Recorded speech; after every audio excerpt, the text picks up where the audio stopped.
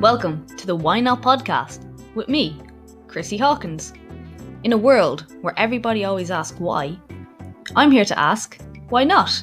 I'll be breaking down the mindsets of guests as well as my own in a bid to find out what makes people say, why not?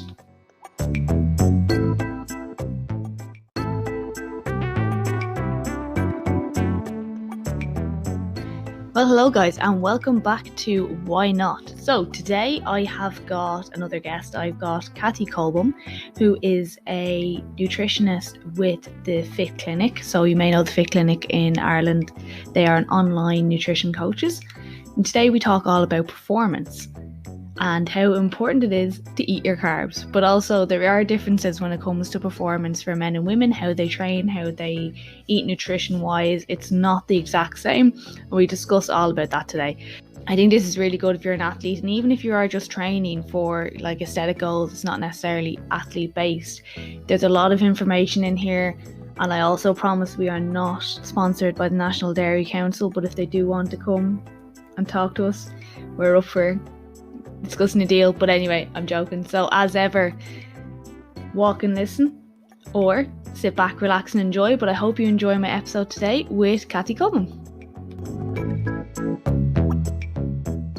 Hi guys, and welcome back to the Why Not podcast. So today I have got Cathy Kolbohn. She is a nutritionist with the fitclinic and also has studied sports science. So I'm going to let Cathy explain a little bit more about her, where she comes from, what she does. Cathy, welcome to the podcast. Thank you. Thanks for having me, Chrissy. So I'm a nutritionist currently with the fitclinic, and I've been working with the fitclinic for, I think it's coming up to 3 or 4 years in September. I think with lockdown, I've lost track of time. Everything's going, I don't know what month it is or what day it is. So I work with clients ranging from women with digestive issues, fertility, hormonal issues, PCOS, just general weight loss, and maybe coming from a background in disordered eating, restrictive eating, amenorrhea, and also I would have worked with athletes, like triathletes, crossfitters, runners, weight and power lifters. However, obviously with COVID, a lot of competitions and events are cancelled, so it's more health focused clients we're working with mainly at the moment. And prior to working in the fitclinic, I was a nutrition research assistant in the University of Limerick. So that's the main areas I was focused on was healthy aging, nutrition for healthy aging.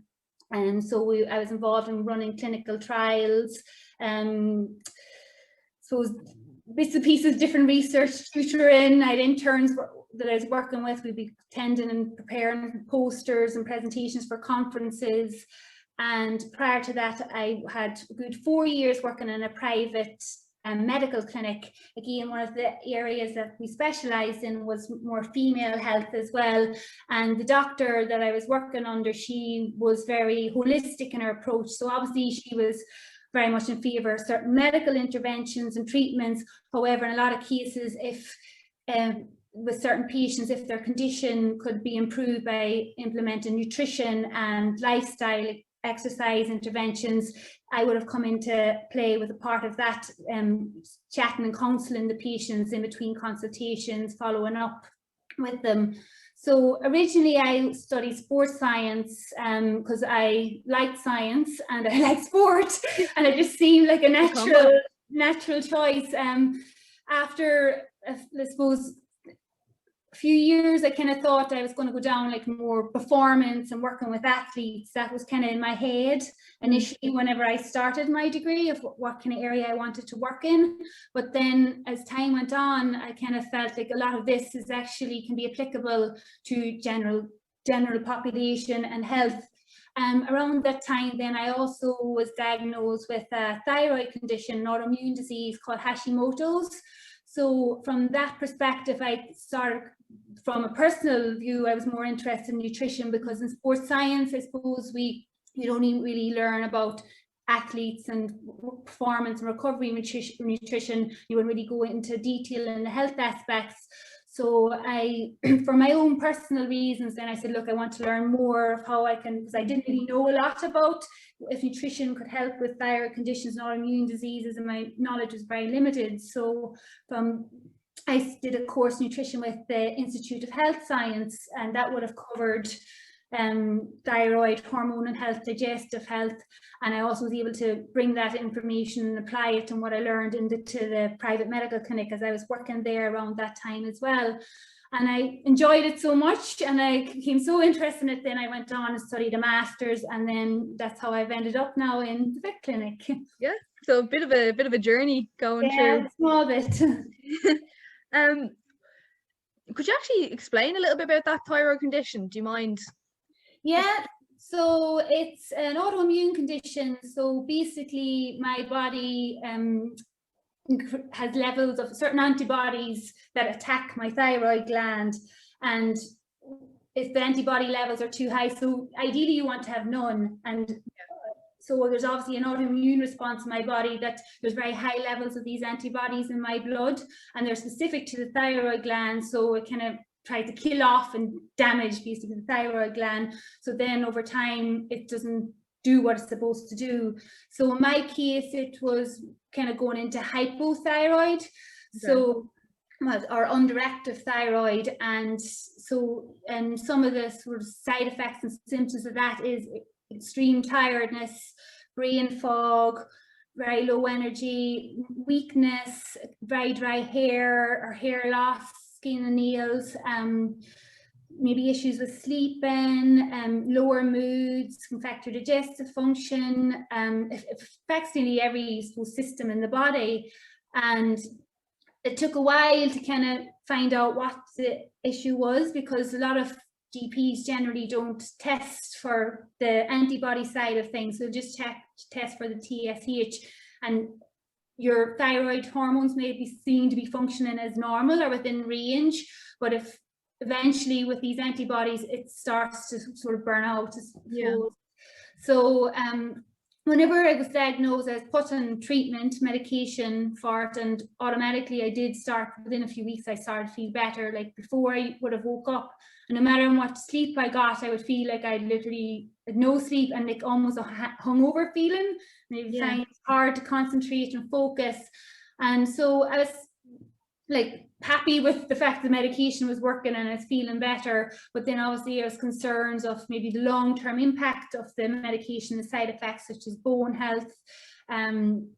So that's when I sort of decided maybe I'll look into the nutrition and lifestyle side of things in a little bit more detail, so I can incorporate anything that I may learn into my own lifestyle. And like I still do take the medication, but my antibodies tend to be more leveled out now at the moment, and my doctor does feel that like how I approach my diet most of the time and my lifestyle has been a big factor in it. So stress management would be a big thing as well. So at the time I was probably training too much and too hard. So, and I was probably then, even though I suppose one of the concerns, like with underactive, you may potentially put on weight or find it harder to lose weight. And I suppose maybe that was a factor in my head, that I was afraid because, oh, I have this condition, I'm going to put on weight. And to be honest, I was smaller than I am now, so I don't know why I was worried about it. But at the time, you know, when you're that age, it's like aesthetics means a lot. So I was training because I love training and I love sport, and I'm quite competitive, but I was probably definitely overdoing it. And so she was kind of like, I'm happy with the nutrition side of things, and like I know like you don't smoke and you try to sleep and you don't drink that much, but I am concerned about your training and I'd like you to ease off, and maybe I'm actually going to advise you to try and put on weight. You're actually because I think your body, that's adding to the stress in your body.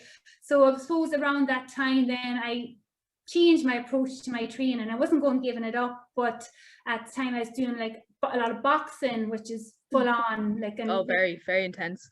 very intense, and some sessions would have been up to 2 hours, and I was often one of the only females, so I'd be sparring with lads and training with lads, and that was pushing me to, I want to make sure that they know I can keep up with them and that I deserve to be here. So I was giving it my all, and then the following morning the training mightn't be over to 9 o'clock at night. You'd be coming home and you're wired and you can't wind down, you can't sleep, and you might have to get up in the morning then 6 o'clock to go and do your strength conditioning in the gym.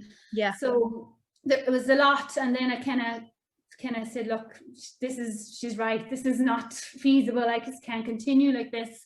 So I sort of went more just focus on weight training, and with that then, and I cut back on all the high intensity stuff and cut back a lot on the cardio. I wasn't doing a lot of cardio at that time anyway, but I just solely focused on maybe doing 3 weight sessions a week, and that maybe a bit of walking or a wee bit of running in between, but nothing too strenuous, and just gradually actually upping my calories. And I suppose over the course of about 3 years, I put on maybe up 4 to 5 kgs, which doesn't sound a lot, but I'm quite tiny and naturally petite. So most of it has been muscle mass, but there has been a bit of body fat too, and I'm happy. I accept that, and it doesn't bother me anymore. So because I feel better and I feel healthy, and you know, it was a price to pay, and I'm still a very healthy, normal weight and size. I'm fitter probably now. I'm stronger now than I was, because I'm not overdoing it, and I'm giving myself a chance to recover in between. I think it's when you're in that like overtraining, because I think I've been like that sometimes before, and you're obsessed with kind of staying in a certain leanness. Yes. It's only after when you've put on a few extra kilos and you're like, I feel so much better all the time. It's actually worth the trade-off, like actually feeling good about yourself. Like, and trying to go to it is scary, but when you've actually done it, you're like, actually, I don't look that much different. Yeah, no, like in fairness, clothes-wise, even I've maybe gone up a little bit, and my body shape has changed, but like I think if at the most it's been one size, it might even be that, depending on the type of clothes I'm wearing. And I know like your jean size should be the least kind of your concerns, or that number on the scale should be the least important thing about you. So at the start, like I found it like, I was like, I'm not weighing myself anymore, because like when you see the numbers going up, like it does make you kind of freak out and panic a little bit. And even though at the time, like in the gym I was going to, and I still will go when they open up again, like from a body fat perspective, I wasn't gaining enough. I was gaining a little bit, but not an awful lot. So there was evidence that it was mainly muscle mass that I was putting on, due to the change in my training and changes in my diet. And like then I kind of then came, my focus then was more performance focused, rather than staying a certain size and looking a certain way, because I started getting into like lifting at heavier weights, and the feeling of achievement and sense of achievement, and both like, oh my god, I just lifted myself and I want to lift heavier the next day. And I was like, well, in order to do this, I have to just keep doing what I'm doing. And that's kind of now my focus, like my training's focus is, I'm not an athlete anymore, I don't play sports, I'm just doing it for myself. But I am a naturally kind of competitive person, so each month I want to see small improvements in what I can do, and that kind of motivates me to push on and keep doing what I'm doing. But I think also from the lockdown perspective, from my head and my mental health, it's kind of a distraction and an outlet as well. So they're my two kind of main kind of goals and reasons why I do it now, rather just because I want to fit into a size 6 pair of jeans. So and obviously my health obviously would be number one up there, just to make sure I'm managing my thyroid condition as much as I can, that I don't have to go on higher dose of medication at any stage. And that there was a time that before I sort of started the process of gaining the weight and changing my training approach, that they thought I maybe had rheumatoid arthritis or lupus as well. So normally if you've one autoimmune condition, it's quite common that in time another one can develop. So because I was having all these other symptoms, and my joints started to swell, I had pain, like unexplained pain in my body, and my kidney function was off. So they started doing further tests as well, and thankfully they came back negative and everything was fine for a while, and things started to improve whenever I started implementing changes to my training, lifestyle and nutrition, and it kind of flared up again then, I suppose, was it 2019? I think 2019 they started seeing my kidney function, there was like a trend, it was deteriorating again, so again more tests. So then they, after maybe good 3-4 months of trying to tests and investigations, they did find out that I now have an autoimmune kidney condition, but it doesn't affect me on a day-to-day basis at all at this moment in time. I would be sometimes on steroids to try and just kind of level it out, I suppose, or to prevent the kidney function deteriorating any further. But I suppose the main concern is that they want to make sure that my kidney function stays high enough that maybe in 20-30 years I don't be looking at dialysis or something like that. So that's obviously, even though it's not an immediate concern, that's also in the back of my head that I need to stay on top of this, and nutrition and lifestyle and managing stress are kind of the things that I can control. So that is the main thing, isn't it? It's controlling what you can control, and over time it'll benefit you in the long run, basically, is the main thing, isn't it? And when you're talking about performance as well, is it different when it comes to women as athletes? So, like, you know, I know there's a lot, I think it's starting to come up now, but we're not smaller men. We need to train differently, isn't it? Yeah, well, I suppose one of the main factors are different ratios of muscle to fat mass, or naturally smaller statures with smaller lungs naturally, so that leads to lower VO2 max, and that all affects our performance and training. But I suppose one of the main influence factors is our hormone profiles are quite different from men. So men obviously don't menstruate, and so they don't have these fluctuations and changes that we do every month. So obviously over the lifespan men's hormones do change, and I suppose day to day, week to week basis, they are pretty stable. However, with us ladies, I suppose from day one of our cycle up until, depending what your length of your cycle is, from 28 up to 33, 34 days, which would be considered normal, there's changes that occur depending on our hormone levels at that time that can impact our performance in certain aspects of exercise or certain types of exercise. So for example, the follicular phase, which would be day 1 to roughly around day 14, that would be considered what the low hormone phase. So estrogen and progesterone levels tend to be a little bit lower, and we're more similar physiology wise to men at that stage in our cycle. So in this case then we're able to train at a higher level, a higher intensity. We're probably feeling a lot stronger. These are the days and weeks that we want to focus on lifting the heavier weights. So okay, these weeks I'm going to build up and try and focus on getting a few PBs. Or if you're a runner for example, and you've interval runs scheduled into your programming, there are the days that you say, right, I can go all out, I can go these fast paces in my intervals, and I'll be able to push on and maintain them. So there's 2 weeks. If that is the type of training that you're doing, that you can focus on, I suppose, pushing hard, the strength aspect, anything that involves the power, the higher intensities. Then as you go up towards ovulation and after ovulation and move into the luteal phase, then you're moving into the higher hormone phase. So in this case, then your estrogen and progesterone levels start to increase. And one of the things then that occurs is your body's fuel preferences start to change or shift. So when we're in the low hormone phase, when we're similar to men, the first half of our cycle, we utilize carbs a lot better, and that's the fuel that we need to kind of push on and get those perform at that higher intensity level. As you move into the second half of your cycle, then due to the higher estrogen levels, then our body prefers to use fat as fuel.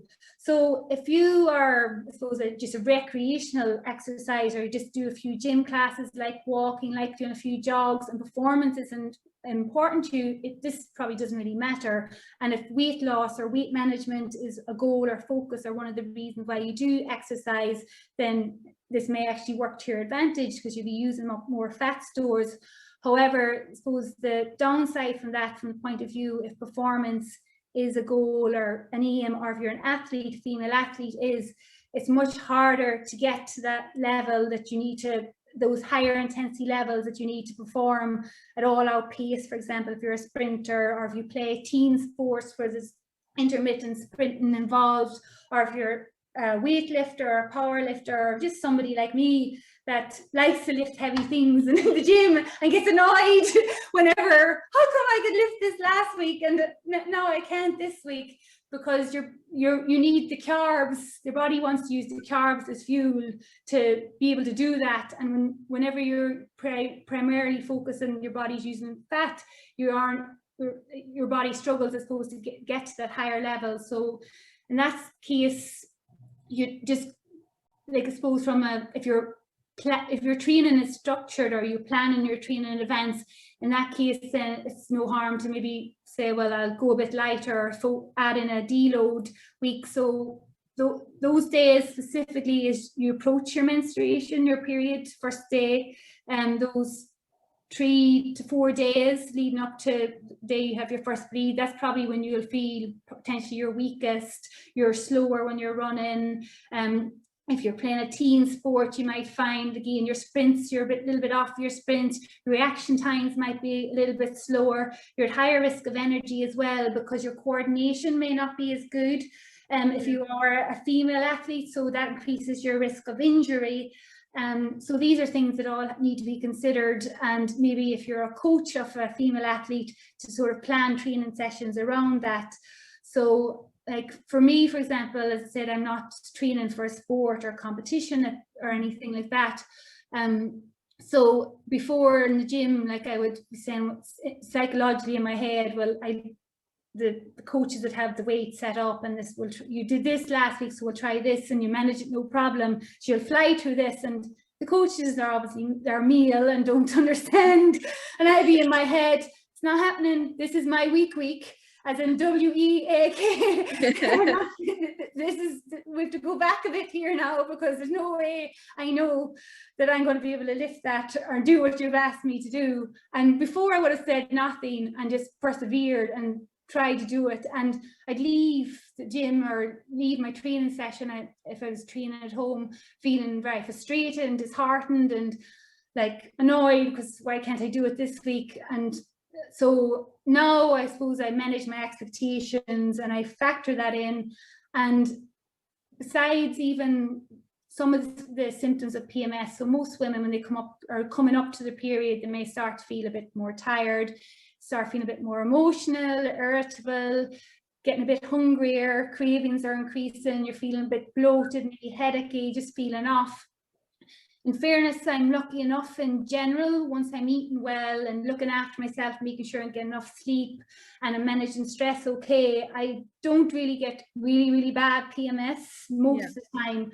And bar a few cramps maybe the day before and the first day, that's kind of the indication, like, okay, my period's gonna come today or tomorrow. But I always notice then my cycle would be a little bit irregular, that like it's not spot on clockwork. Say every 30 days it might range from 30 to 35 in and around that, so I can never pinpoint the exact day. But the main kind of thing that I always notice is if I go into the gym, or if I own a gym here at home, if I go to train and I'm struggling to lift the weights that I'd done the training session before, I kind of know in 2 days now, this is week coming up, so it's time to go light. We're going for a run, it's time to go slow, go light and go slow. So it's great you know that as well, because I think a lot of girls aren't aware of that, and then they get frustrated, and it's like, no, this is normal. You shouldn't be able to, not that you shouldn't, but you won't be able to this week. It's just your hormones. It's not you. You're not failing. It's not you. And even though I kind of knew that myself anyway, it's just, I suppose, until get into the mindset that this is normal and it's okay, and accept it. And I still potentially have a good 2 to 3 weeks of training that I can work on, and our body's probably grateful to have a bit of a rest and a recovery week. But you shouldn't be going hard all the time. And if you're trying to push yourself that bit harder in those 4 to 5 days, your body's ability to recover isn't as good as either. So it's going to take so much more out of you. Also then from a nutrition perspective, then our energy requirements naturally increase within that period of time. So in the late luteal phase and sort of beginning of our periods, we do need between an extra 100 and 200 calories. And often, I suppose, if you're not training for performance or training, like a lot of females would train obviously for physique related reasons, and they're restricting then their intakes of their calories, maybe cutting back on carbs as a way to sort of manage their weight or as a way to reduce calories in their diet. And then as a result, they'll feel even more worse. So like, for example, like the cravings and the increased hunger, they happen because that's our body's way of telling us we need to eat a wee bit more at this period in time. Your body needs that extra food. The needs it's normally carbs that we want, the chocolate, all the good stuff. All the good stuff. But again, the body's saying, because okay, I'm using up more of your fat and find it harder to utilize carbs as energy here. So can you give me a little bit more so I don't feel so tired and I'm able to do what I need to do? And also in terms of the chocolate perspective, there's magnesium in chocolate as well. So magnesium, we lose magnesium when we menstruate. So from when we shed the lining of the womb, we lose iron and other minerals, zinc and magnesium. So it is a way of your body telling you, well, you need the extra carbs and a little bit of extra food at the moment, and you do need that to replace some of that magnesium that you're also being depleted of. So like, there's no reason why you can't have. Most normal standard bars of chocolate are around 150 to 200 calories. So allow yourself have it. You're feeding your body what it needs at that moment in time. Yeah. Then from, I suppose, from recovery perspective then as well, as I mentioned, if like a lot of ladies are training for physique related reasons, or to manage their weight, for fat loss, and they're managing like cutting back on their calories and their energy intake, then there's other sort of risks to consider as well. So for example, then your progesterone can be a catabolic hormone. So when it's that bit higher, then you're at higher risk of more muscle breakdowns. If you're training hard and pushing yourself that bit more than that your body really wants to at that moment in time, you have the higher levels of progesterone, obviously then that's going to cause further muscle damage and muscle breakdown. If you're in a calorie deficit, that'll add to that catabolic state where the muscle tissue has been broken down. And then, for example, if you're a female that is maybe not eating enough carbohydrates as well to meet your energy needs and your training needs, that will add even further to the catabolic state. So what happens then is, if you don't have enough carbohydrates available, then there's a process called gluconeogenesis. So if anybody has ever studied biochemistry, they probably have nightmares about the different pathways and the citric acid cycle, having to learn it off by heart. But at one stage, I think I did know it off by heart, but please don't ask me to. Don't worry, I'm just, most people know it. So basically then, your body has to find, if you're not giving it enough carbohydrates to meet its energy requirements, your body has to find another way to get this carbohydrate. So it'll look at maybe trying to convert fat and also getting amino acids from your muscle tissue to convert and turn into glucose that you need at that moment in time. So what can happen then is, obviously then that's contributing further to muscle damage and muscle breakdown. You're not eating enough to help your body build and repair. You're not providing yourself with enough carbohydrates to meet your energy requirements and your body's fueling requirements. And if this is an ongoing cycle, then potentially in time you may not be getting, I suppose, the muscle gains and adaptations from training. You might find you're just hitting this plateau and you're not thinking, well, I'm sitting here this is my strength at the moment, I'm not making much progress, or one of the reasons why is you're not getting that, I suppose, muscle protein synthesis stimulation from the training, and by eating enough protein or eating enough carbs to support your recovery and that muscle protein synthesis to take place. Yeah, you make a really good point there, because I think women do kind of as well. There's a little bit of a fear around carbs at the moment, isn't there? Okay. And if you can explain it like that as well, it's great, isn't it? Yeah, well, that's, I suppose, like I would have found, like, a lot of clients that female clients I would have worked with, and I'm currently working with, there is like at least 50% have this kind of coming from a place of low carbs, or not eating, maybe not going fully low carb, but still not eating enough.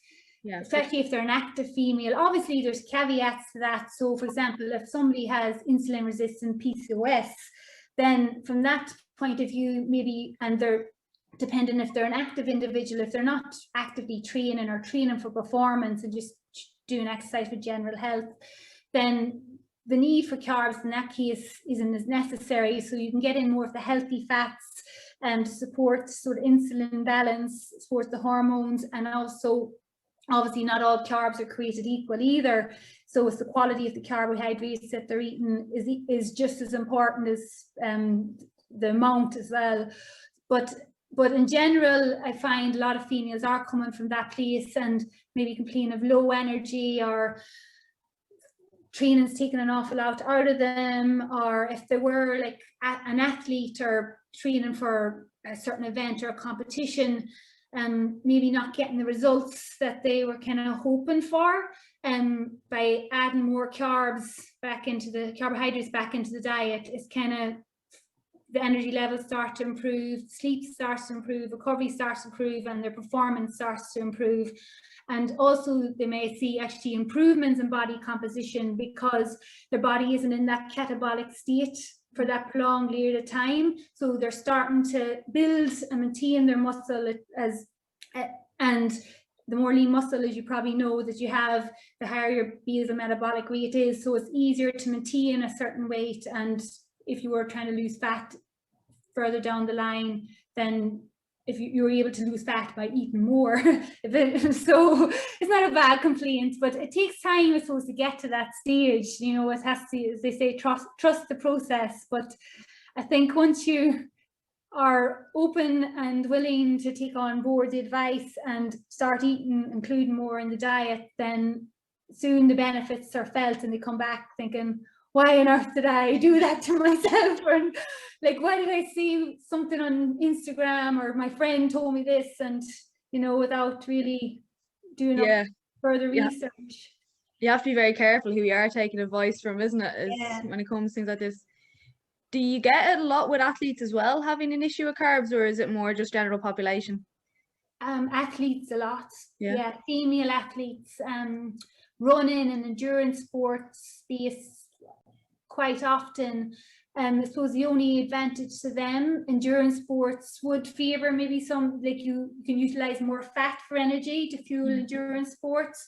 And I used to find, especially like people come from a CrossFit background as well, because I think I would be familiar obviously with CrossFit and the training and the events and the competitions that they do, but I suppose in the community there was a new sort of like a very paleo diet was the kind of focus for a lot of the athletes, and that was kind of promoted. So it was so from that point of view, they were coming from a lower carb kind of perspective, and kind of that was what kind of nutrition that they were following at that time.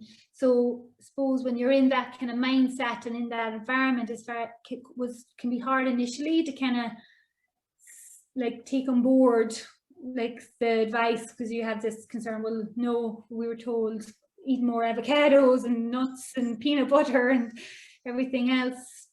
But sorry. And I suppose one analogy that I like to use, I suppose, for example, like our body can store infinite amount of fat. So our fats, it's always there. So we have our essential fat, and most of us, pretty much all of us, without give or take certain populations, have enough extra fat in addition to our essential fat that if we needed fuel, that we can use that as a backup. Obviously, you wouldn't be able to perform at all out high intensity if you were to run away from, if something was coming down, a bear was coming after you, or a dog, you'd find it hard to sustain that speed and power for a long period of time. But from the point of view of carbohydrates as well, we only have the capacity to store a certain amount. So our muscles can store a certain amount of muscle glycogen, which we get from the carbohydrates. And it's important then that if you have a very hard training session, that you replace the carbohydrates that you've used. Otherwise, like a fuel tank in the car, the fuel levels are going to drop and drop and drop. And by the end of the week, you're like, oh my God, I'm wiped out. I'm so depleted, I'm drained, I'm exhausted. So the way I say, well, you've 4 really hard training sessions planned this week. So on Monday, when you train really hard, if you're not eating enough carbohydrates and replacing that, your muscle glycogen stores may drop by 20%. So then come Wednesday, you have another hard training session. You might have eaten some carbs and brought it up by another 10%, but you've depleted now back down to maybe another 25%, and so on. As the week goes on, if you're not kind of correcting that balance of the muscle glycogen that's being used, come Friday or Saturday, you might find your muscle glycogen may only be at 40 to 50% capacity. You're finding it hard, and come to the end of the session, you just hit the wall, you just can't go anymore, and you're wrecked for the week. So like if you were going on journeys every day, driving to work or driving to college, whatever the case may be, like if your fuel tank becomes depleted, you top it up.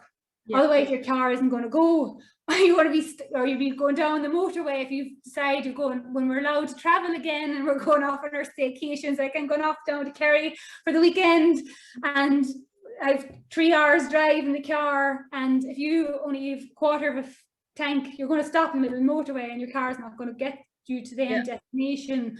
So that's the way we have to view for athletic and active individuals, active females. Yeah, I think that's really important, and really good way of saying it as well. Like, because I do think, I don't know if you found this, but maybe women especially, they expect to do everything and also not eat. Yeah, exactly. Because I can't do that because I'll gain weight. Yeah. Do you think like the coaches and stuff are now coming around to realizing that there is a difference between men and women? I'm not sure, to be honest. In my experience so far, I just think they're not informed. It's not like for example, if they're training in a strength and conditioning course or PT, it's not mentioned, it's never touched on. So unless they want to actively do that research themselves, or somebody tells them you need to consider this, I don't think so. Like, I suppose over the last, like most of the coaches I've had, well, I used to play Gaelic football and when I was boxing and in the gym, they've all been male, and not one of them has ever mentioned to me about my period or how you feeling, or if you had a match coming up or whatever. It's never been addressed or considered. So maybe it's just they don't feel comfortable talking about it, and they might embarrass you, or they might feel embarrassed, or just don't know enough. And I suppose you can't blame men either, because they have never experienced it, so they don't know what it feels like, and they probably think, oh, what's she moaning about now? You know, like, just get on with it, because they just, their ability to perform at a similar level, provided they eat well, sleep well, manage their stress, it probably isn't going to fluctuate that much over the months. So they're like, well, I did this last week and I'm able to do it harder this week, so why can't they? Yeah. So, but hopefully after listening to this, any male coaches listening will maybe look into it a little bit further and consider it when they're training and coaching their female clients. I think lads do have that little bit of awkwardness around it as well. I think some of them are starting, younger coaches maybe are starting to learn about it, but previously, like, you know, if you're training GA, the likelihood is one of the girls on the team's dad's the coach, isn't it? Exactly. Or like that, like in boxing, the men would have been like their 40s to 60s, and they're like, and they might feel it's inappropriate as well. Like, you know, they might think it's crossing a boundary. I can't really go talking to this girl about it unless she brings it up. But like, as I said now, I was like, when I'm in gym, it's my week.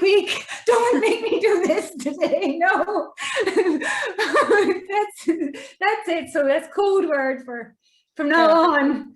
But see, they're like, you're even using the code word because they're still freaked out by it. Yeah, sometimes it might be a wee blush, not for me, but it's like, okay, we'll rein back today. Don't worry, we'll week. And plus, I had my chocolate today, so don't piss me off. Oh yeah, just don't take chocolate away from girls. Yeah. Is there any other considerations that women need to have that we mightn't have covered yet that they don't, like, in comparison to men, about training? Or, well, I suppose other factors, are like thermoregulation would be impacted at that higher phase of the cycle as well. So our core body temperature would be higher. So like you may overheat quicker, more chance of becoming dehydrated. Also, due to changes in hormones, like when your progesterone levels start to increase, then there's another hormone, aldosterone. It will sort of start to drop, and as a result of that, your body's more prone to holding on to extra water weight. But another side effect of that is your blood volume actually decreases. So as a result of that, then your heart can't pump out the same volume of blood as it maybe would in the week prior. So again, even aerobic cardiovascular exercise, even though that you can use fat as one of the main fuels for that, and it shouldn't affect your performance as much if you were doing anaerobic based exercise or power strength based work. That can also have an impact on your performance, because obviously if there's less blood going to the working muscles, you have to breathe faster, your heart's working faster, your muscles potentially can tire out faster.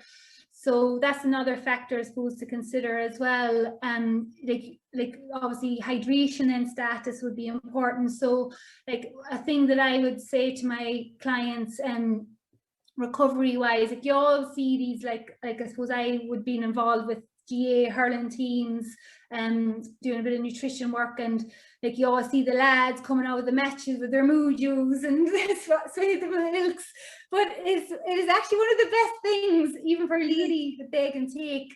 So like if you, for example, if weight management, so obviously we're focusing more on performance like for majority of this talk, but if you're just a general female, just want to train because you enjoy it, you want to stay physically active and keep up your fitness, and also you want to potentially use it as a way to help support weight loss or fat loss, then obviously then your need, if performance and competition, winning, and isn't a goal and kind of on the agenda, it's just, I just need to do this. It doesn't matter how well I do it, as long as I do it, that's fine. Then you don't have to be, I suppose, conscious of getting your carbohydrates in when you're not worrying about fueling for performance and recovery. However, so in that case, you may have decided to cut back a little bit from a calorie perspective, maybe say, right, I'll have one less slice of bread because I want to just reduce my calories a little bit. I might have a smaller portion of rice in my dinner. I'll cut out my biscuits some of the days with my cup of tea. However, I would still, in these situations, still try and focus on the 3 hours of recovery, regardless of what type of training you're doing, what your goals are. So even if it's not performance focused, just from the point of view of having to protect and preserve your lean muscle mass for starters. So naturally, as we get older, there's age-related muscle loss that again we've less control over. And for women, that can be, I suppose, ramped up even further in comparison to men when they hit sort of the later stage of life, when they get into the peri and menopausal phases, because then due to the changes in hormones then as well, your risk of muscle loss increases even further.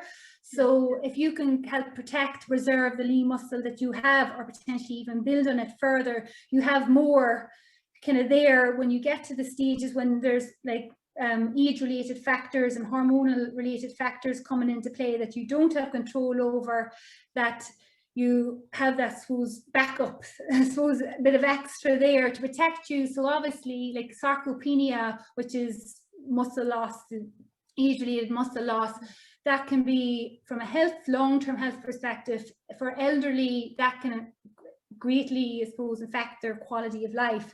So if they don't have enough muscle just to get about their day-to-day life, do normal activity. So for me, we're talking about performance and sport and training, but potentially in 50 years time, my main goal maybe I just want to be able to do my own shopping and do my hoovering and have enough muscle that I can maintain my balance, that I'm going to reduce my risk of falling, because unfortunately in elderly populations a fall can often lead to fatality, like hip fractures, for example. So from a health perspective, that's something that females need to be aware of. So I suppose if anybody could take any advice, if you can just focus on that meal that you have after training, or what you have after training, whether you're an athlete or just exercising for the fun of it and for the enjoyment and for weight management purposes. So therefore, keep in mind 3 R's of recovery. So number 1 is repair and rebuild. So that's get your protein into you.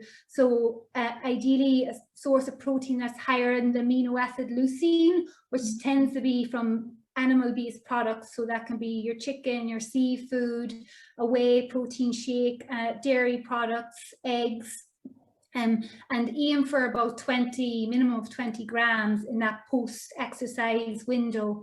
The next thing you want to do is replenish or replace. So this probably isn't quite as important for, I suppose, non-performance focused individuals in relation to their training, but it is from the point of view that you want to protect that muscle tissue, and you want to prevent that muscle breakdown, and adding in extra carbohydrates in that post-training meal will help your recovery process even further. So again, you want to add in an adequate source of carbohydrates, and then obviously rehydrate. So regardless of how hard you train, even if you're just going walking, you will lose some fluids, and obviously the environmental conditions will be a factor. So on a day like today, if you're going for an hour's walk, that's your exercise of the day, you're still going to sweat a little bit and you're going to lose fluids. So getting those fluids back into you will aid your recovery process even further. So like the Muju, as I mentioned, is actually ideal because it kind of covers all the boxes. So something like that, your flavored milk, or like the Avamore protein milks, your chocolate milk, because there's your proteins in it, you have your source of carbohydrates from the sugars, and then it's fluids, you're rehydrating. And milk also contains electrolytes naturally. So if you had a very hard training session, or if you played a match or went for a long run, lost a lot of sweat, lost a lot of fluid, you obviously lost electrolytes with that as well.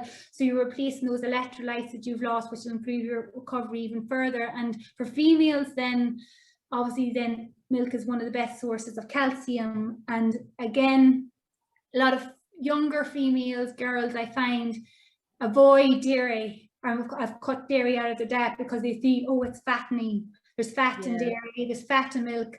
And obviously vegan diets have become a lot more common, whether that's due to ethical, environmental reasons, that's fine. But again, I think there's the perception too that a vegan diet may also help benefit weight loss or fat loss as well. So then dairy, which is, if you're able to drink dairy, because obviously some people don't tolerate it that well, it's a good option to have in that kind of meal, or have as a recovery kind of drink. And the timing, I suppose, as well, ideally if you can have it within 30 minutes, that will kind of improve and optimize your recovery that little bit better.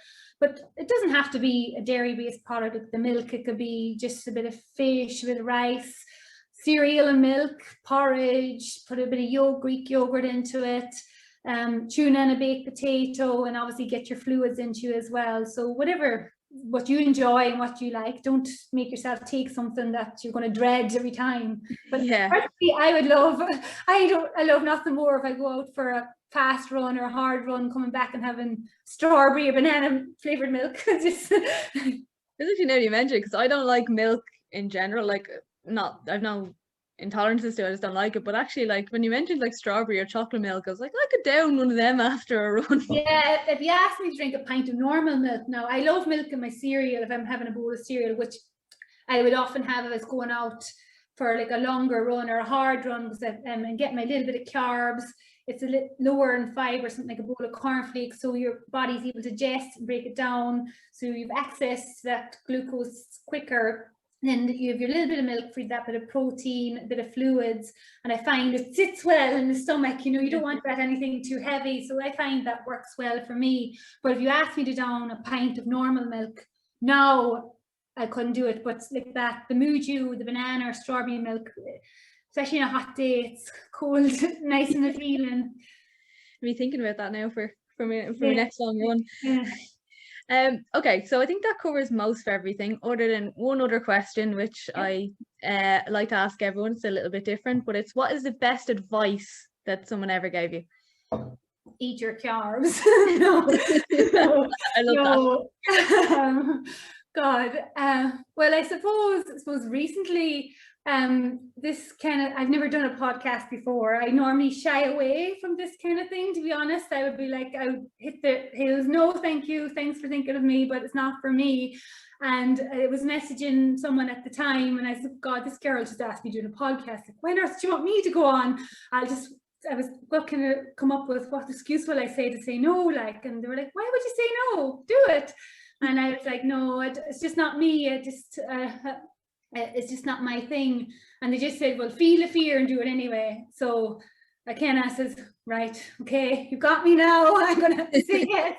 So I suppose I ended up doing it. So I suppose that in the recent future, that would be, I suppose, good advice. And eat your carbs. I like eat your carbs. That's one, like, I don't know if you ever seen my contact. I'm mad for like supporting carbs because I think carbs are great. Time. Well, even apart from, like, obviously we're talking more about training and performance and recovery, but like from the gut health perspective, you need, like, your complex carbs provide you with your fiber so that your bowels function the way they should, and that you have that diversity in the gut microbiome. Your carbohydrates, certain carbohydrates such as oats, anything that are high in beta glucans, can help if you have high cholesterol, so it's protecting your heart, reducing your risk of cardiovascular disease later in life. So your thyroid, if you deprive yourself from carbohydrates for long periods of time, your endocrine function can be disrupted. So that can include your thyroid, your female hormones, it can lead to amenorrhea in some females if they're like that, they're training a lot, not eating enough carbohydrates to support their energy demands and cutting back on calories. So it's more than just from the performance and recovery perspective. Like, obviously, as I said, there is like certain situations where maybe carb intakes have to, like diabetics and certain forms of PCOS. Menopausal age, your bodies don't utilize carbs as well, so you might maybe favor in some healthier fat-based foods instead of some carbohydrates. So, but in general, bring them all, the bagels, the pancakes, the porridge, the foods. It's not just they're delicious, they actually have so many benefits as well. Sleep, even, like, they play a role in the production of serotonin or melatonin, I should say. If you have like a bowl of oats and milk before you go to bed, that can help lead to a better night's sleep. So, and if you're, it can prevent then obviously blood glucose drops throughout the night, which can make you wake up and disrupt your sleep. So definitely, So many benefits. Well, thank you for joining us today, Cathy. Can you tell everybody where they can find you?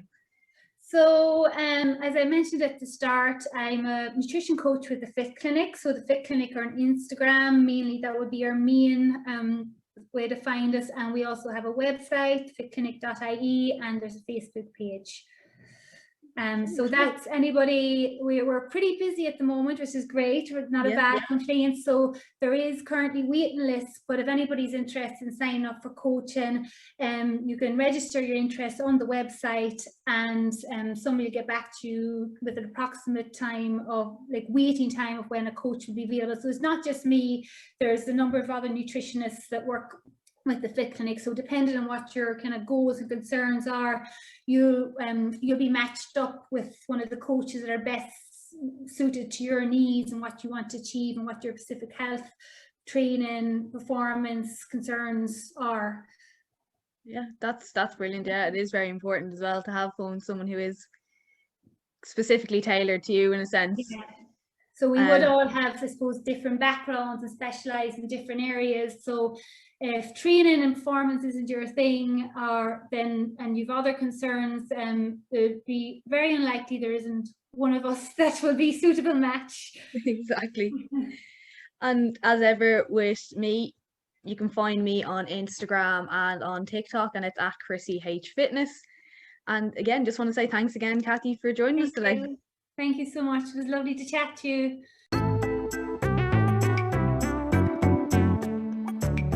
Thank you again for listening to the Why Not podcast. It really means a lot that you are listening in, and I would love if you could please leave a review on Apple Podcasts or subscribe on Spotify.